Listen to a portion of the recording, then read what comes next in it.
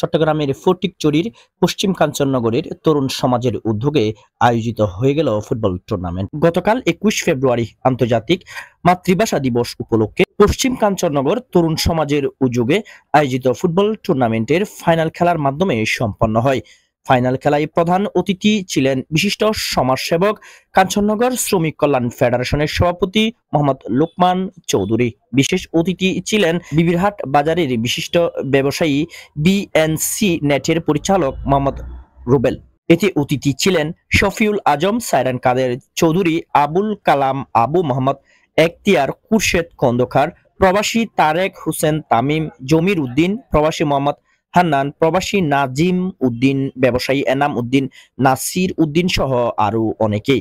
খেলা স্পন্সর করেন কাঞ্চননগর.নেট এবং বিএনসি নেট। খেলায় ডাইনামিক এসসি কে 2-1 গোলে হারিয়ে চ্যাম্পিয়ন হয় ইয়ং স্টার।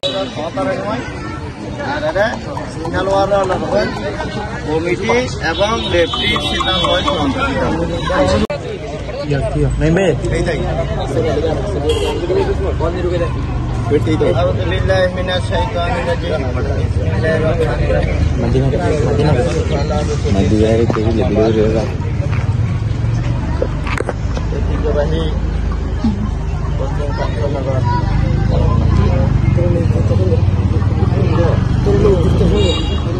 ঐতিহ্যবাহী পশ্চিম কাঞ্চননগর তরুণ ঐতিহ্য সংঘের উদ্যোগে আয়োজিত আজকের এই ফাইনাল খেলা খেলা